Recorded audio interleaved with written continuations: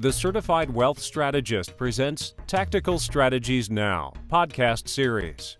Hedge funds. Is it safe to get back in the water? In the next few minutes, Clark Brown, a performance consultant to top-performing advisors and their firms, will share with you some valuable strategies and information that you can use right now with your clients. In recent conversations with advisors, one of the questions that's been coming up is it safe to go back into the water where hedge funds are concerned? Hedge funds, once a favored alternative investment for high net worth and ultra high net worth clients, have taken a few hits, and the most recent of these have left many wondering about the future of hedge funds.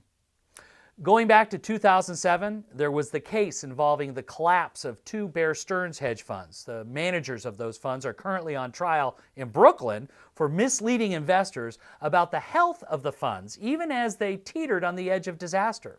It's the biggest trial stemming from the U.S. probe of banks and mortgage firms whose losses in subprime loans and related securities totaled at least $396 billion.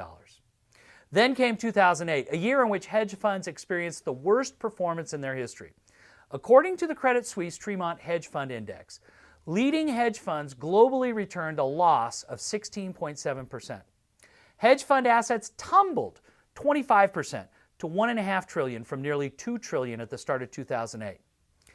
At least through the third quarter of 2009, things were looking up for hedge funds. The Morningstar 1000 Hedge Fund Index climbed 7.4% during the third quarter, and the 17.2% through the first 9 months of the year. But during the same period, just about everyone was making money. The Standard & Poor's 500 stock index returned 15% for the year through August 31st. For the same period, the Dow Jones Industrial Average was up 10.8%, the Russell 2000 was up 15.8%, and the NASDAQ was up 28.3%.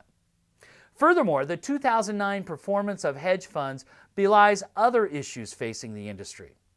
First, the Obama administration favors registration of hedge funds, which brings them under greater SEC scrutiny.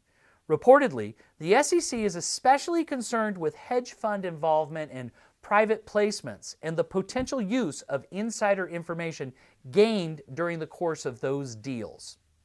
Speaking of insider trading, there is a case the SEC recently brought against Raj Rajaratnam and his Galleon hedge funds and executives at several major American firms. This widely reported case is interesting on 4 levels. First, it marks the first time the SEC has used wiretapping to obtain evidence against defendants in an insider trading case. Emails were used to build the case against the Bear Stearns managers mentioned earlier. Now it's phone conversations, which are especially useful in proving intent to defraud, a necessary element of guilt in insider trading cases. Second, the case goes far beyond the usual case where an executive at a company trades his or her employer's stock based on inside knowledge. Rajaratnam didn't work for or owe a fiduciary duty to any of the companies whose stock he is accused of trading using the inside information. Third, the case also gives momentum to the Obama administration's efforts to impose more regulations on hedge funds. And at a time when the public is already fed up with news of exorbitant executive bonuses and Wall Street shenanigans, this case only makes things worse.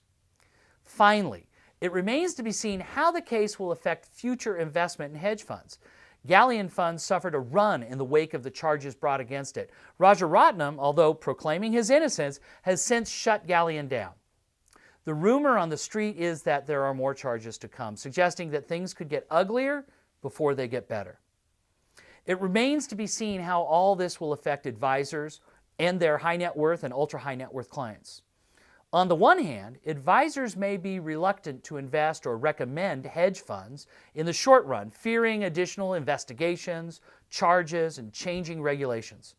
On the other hand, for those clients willing to accept greater risk, hedge funds are likely to continue to have appeal. It always comes down to the basics. It pays to know who you're doing business with and what kind of business they're doing. This podcast was brought to you by the Certified Wealth Strategist. If you missed a previous podcast or would like to learn more about the fastest growing certification in the financial services industry, please visit www.certifiedwealthstrategist.com.